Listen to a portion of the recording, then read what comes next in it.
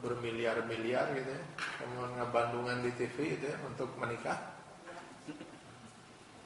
bermiliar-miliar gitu ya, sampai undangan ribuan gitu, terus tempat masa itu mewah, pakaian khusus di mana, datangkan desainer di luar negeri dan seterusnya, miliar-miliar gitu. Itu tasakur gitu, no? 3 bulan muncul di TV cerai. Jadi mainnya itu tasakur, itu ngundang sekian ribu, nanti keluar sekian miliar, ke sekian ribu orang yang datang di resepsi itu mereka mengatakan, dia ingin mengatakan sebenarnya, alhamdulillah saya sudah menemui ini istri saya untuk teman pasehat saya salilah 3 bulan. Nah, si istrinya juga, ya alhamdulillah kita saya menang lelaki anu pasangan ke pasehat ke saya 3 bulan. Nah, salilah 3 bulan teh prasehat terus banget cenah atosan gitu. Jadi dia menghabiskan uang miliar-miliar, merasa bersyukur karena sudah menemukan pasangan untuk pasehat.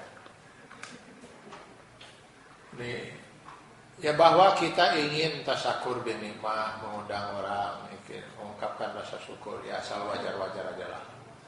Asal kita ya boleh-boleh saja. Tapi kalaupun kita mengajak orang datang untuk makan, itu rezeki yang Allah berikan kepada kita, dan mungkin itu juga rezeki mereka yang lewat tangan kita. Tapi ya jangan lupakan hak-hak fakir miskin. Karena yang kita undang itu orang-orang yang bukan orang-orang kelaparan. Ya kan? Maka sebaiknya anak-anak kita yang mau menikah itu sebelum resepsi ajaklah ke rumah yatim. Ajak anak-anak itu untuk makan, beri mereka makanan. Alhamdulillah saya mau menikah gitu kan. Ini kebetulan ada rezeki, mari tasakur. Mudah-mudahan karena itu kan yang harusnya ke rumah yatim, ke rumah jompo. Bahwa ingin juga mengundang teman-teman untuk silakan, tapi jangan lupakan yang lebih berat gitu. Dan jangan berlebihan. Qalilan ma tashkurun. Di dalam Quran surat Saba ayat 13, Allah lebih mempertegas lagi hal ini dengan menyatakan wa qalilum min ibadiyas syakur. Betapa sangat sedikit sekali dari hambaku yang mau bersyukur. Saya ingat ada satu riwayat seorang sahabat yang selama dia melaksanakan tawaf, biasanya orang pada saat tawaf itu akan memanfaatkan untuk berdoa sebanyak-banyaknya. Dan memang kita lihat ya, kalau pergi ke Mekah gitu ya, saat kita sedang tawaf itu semua pada gitu. Gak ada yang ini, ya ada juga sulang cileng tapi gak banyak lah gitu. Kebanyakan waduh sedang ada yang sibuk mukaan mereka daftar doa, ada yang dari Indonesia sudah nyusun panjang daftar doa, titipan panjang gitu kan. Ranjang takut kalau nanti ada doa yang kelewat gitu. Karena anak-anaknya juga semua nitip, cina nanti kalau pas lagi tawaf minta itu, anak lagi panjang nih, sehingga masing-masing anak bikin kertas gitu. Maka ada seorang sahabat selama 7 putaran doa, 7 putaran tawaf itu dia hanya mengulang 1 doa. Cuma itu yang dia minta selama 7 putaran itu. Allahumma ja'alni minal qalil. Allahumma ja'alni minal qalil. Allahumma ja'alni minal qalil. Terus ya. Yang artinya ya Allah masukkan saya ke dalam kelompok yang sedikit. Ya Allah masukkan saya ke dalam kelompok musyrik. Rupanya suaranya sempat terdengar oleh yang di sebelahnya, yang memperhatikan dia. Selesai tawaf ditanya, Anda ini kok aneh? Orang begitu macam-macam doa yang dia minta kepada Allah, minta selamat dunia akhirat, minta rezeki, minta itu dan sebagainya. Kok Anda cuma minta itu kepada Allah? Lalu dia menjawab, mengatakan, saya pernah mendengar dari mulut Rasulullah yang mulia ketika beliau menyampaikan firman Allah. Ini Sabah ini. Sabah 13 itu. Wa qalilum min ibadiyas syakur. Betapa sangat sedikit sekali dari hambaku yang mau bersyukur. Karena itu sangat sedikit sekali hambaku yang masuk surga. Kebanyakan mereka kufur kepada Allah sehingga menjadi calon neraka jahanam. Maka dalam Al-Quran Al-A'raf 179 pun dinyatakan baik dari kelompok jin dan manusia hanya sedikit sekali yang akan masuk surga. Kebanyakan dari kelompok jin dan manusia itu akan masuk neraka jahanam. Yang sedikit yang masuk surga itu kan seetik. Karena yang mau mensyukuri nikmat Allah dalam arti menjalankan kehidupan ini sesuai dengan aturan Allah hanya sedikit. Maka saya memohon pada Allah, ya Allah masukkan saya ke dalam kelompok yang sedikit yang bakal masuk surga itu. Kalau saja doa ini dikabulkan, aman sudah masuk surga. Hebat nantinya doa diuli kita masuk. Jadi ini semakin meyakinkan kita bahwa memang tidak mudah bersyukur itu, karena yang dimaksud hakikat syukur itu kita menjalankan segala kenikmatan yang Allah berikan di jalan Allah. Mensyukuri nikmat anak bukan cukup hanya dengan hari kesekian kita, hari ke-7 kita kumpulkan tetangga, alhamdulillah ini anak sudah lahir, ini terus saya sudah menyembelih ini, makan-makan, sadaqahnya. Itu salah satu bentuk hakikat syukur. Dengan kita menyembelih hewan akikah dan sebagainya. Tapi syukur bukan hanya itu. Kita harus siap untuk mendidik anak ini agar dia menjadi anak yang saleh, anak yang nantinya hidup di jalan Allah. Itu hakikat syukur. Hakikat syukur itu kita menjalani atau menjalankan semua kenikmatan yang Allah berikan pada kita di jalan yang ridha Allah. Kita punya suami, kita bersyukur, ya kita laksanakan kewajiban kita sebagai seorang istri, lalu kita dampingi tugas suami dengan benar di jalan Allah. Suami pun begitu. Kita punya anak, ya dengan mendidik mereka.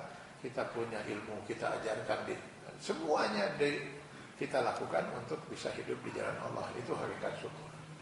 Mudah-mudahan kita termasuk orang yang pandai mensyukuri nikmat Allah. Amin ya Allah ya Rabbal Alamin. Saya kira sampai di sini dulu bahasan kita malam hari ini. Mudah-mudahan Allah senantiasa melimpahkan rahmat karunia dan inayahnya pada kita, dan kita termasuk orang-orang yang selalu meyakini bahwa hanya Allah yang Maha Kuasa untuk menentukan kehidupan kita, nasib kita, termasuk Maha Kuasa untuk menentukan selamat dan tidaknya kita kelak di akhirat. Maka kepada Allah yang Maha Kuasa kita gantungkan seluruh kehidupan kita. Namun tentunya sebagai manusia kita wajib berikhtiar dan berusaha semaksimal mungkin. Ikhtiar yang harus kita lakukan harus selalu di jalan Allah. Termasuk harapan kita untuk menikmati rezeki itu harus di jalan Allah. Jangan pernah berpikir kita untuk menghalalkan yang Allah haramkan, karena itu tidak akan pernah menambah rezeki. Paling menambah kekayaan mungkin sementara, yang pasti menambah dosa.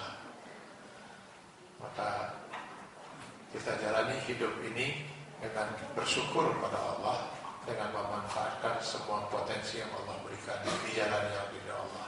Mudah-mudahan kita termasuk yang sedikit yang akan masuk surga Allah. Sekian, terima kasih. Assalamualaikum warahmatullahi wabarakatuh.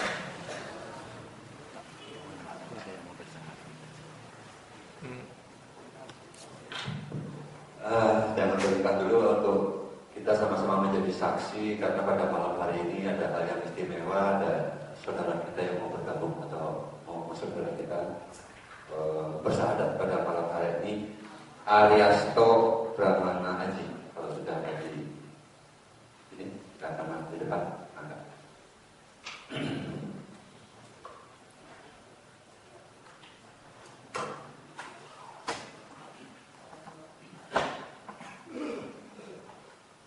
Tanggal lahir Bandung 26 Januari 1987, alamat Taman Bumi Prima Blok Q nomor 15 di Babat Cimahi, agama asal Kristen Protestan.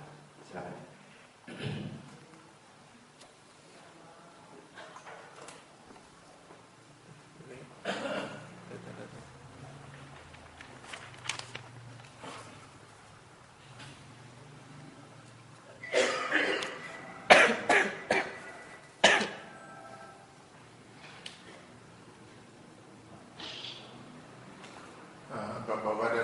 saudara-saudara sekalian, sekarang ini berada di sebelah saya seorang yang Allahu Akbar, saya terkejut ketika diumumkan ini, ya, ketika diumumkan oleh Pak Tarjono, karena saya gak diberitahu sebelumnya. Terkejut pertama, entah kenapa selama pengajian ini saya memperhatikan beliau ini, ya. Entah kenapa, bukan karena beliau sebelumnya nggak pernah hadir. Saya kira banyak juga yang mungkin baru hadir, tapi kok tiba-tiba begitu beliau berdiri terjawab pertanyaan itu gitu. Dan hari ini satu bentuk ikatan batin kita sesama mukmin gitu ya. Insya Allah bersama saudara Aryasto Brahmana Aji, betul juga.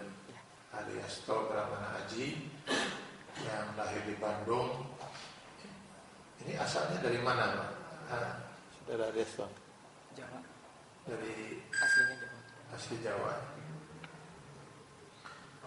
Aryasto Brahmana Aji. Jogja. Dari Jogja. Pada lahir Bandung 26 Januari tahun 87.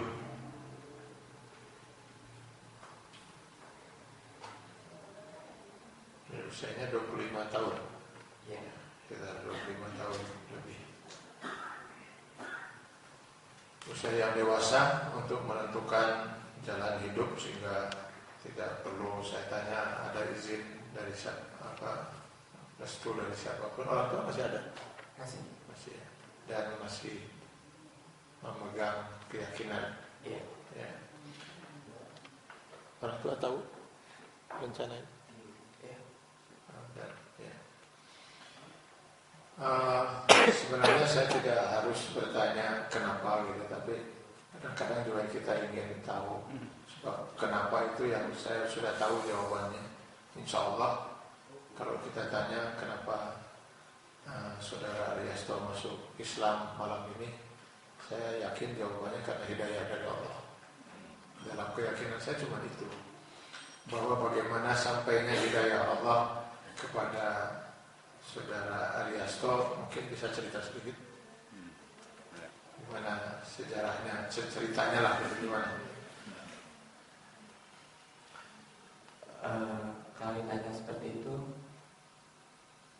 mungkin saya juga bingung untuk menjawabnya, Pak.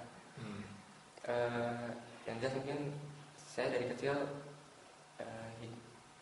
diajarkan dan hidup di agama sebelumnya. Cuma kebetulan juga saya dari keluarga yang tidak terlalu harmonis mungkin ya ini ya. Sebelumnya saya sudah sekitar 2 tahun lebih ini mulai tertarik dengan agama Islam. Cuma yang lebih meyakinkan saya atau yang membimbing saya adalah ada beberapa sekitar 1,5 tahun ini saya terbiasa main ke rumah ada suatu keluarga, itu yang berinspirasi saya untuk lebih meyakinkan. Saya melihat perlakuan mereka kepada saya yang berbeda, menerima saya, menganggap saya seperti saudara atau mama. Itu yang lebih meyakinkan saya. Ya. Kalau dalam bahasa keyakinan kita kan begini, setiap orang itu dia terlahir dalam keyakinan yang sama, itu karena ruh-ruh kita dulu sebelum lahir ke alam dunia ini sudah sama-sama bersyahadat di alam ruh. Alastu birabbikum qalu bala syahidna. Cuman ketika masing-masing sudah lahir ke alam dunia ini, tidak semuanya berkembang sesuai dengan fitrah iman Islamnya, karena ada pengaruh dari lingkungan, di mana kata Rasulullah dalam hadis, orang tua dan lebih luas lagi lingkungan bisa membelokkan fitrah iman dan Islam ini menjadi Yahudi, Nasrani, atau bahkan menjadi Majusi. Maka setiap orang yang mencoba kembali pada fitrah, dia akan pasti kembali. Caranya, jalannya bisa macam-macam. Jadi ada jalan yang mungkin ditempuh orang hanya karena tiba-tiba karena mendengar azan, padahal sebelumnya dia sudah sering mendengar azannya. Tapi tiba-tiba saat itu azan itu betul-betul membangkitkan kembali fitrah iman Islam. Ada dulu bahkan di Jakarta di Hotel Syahid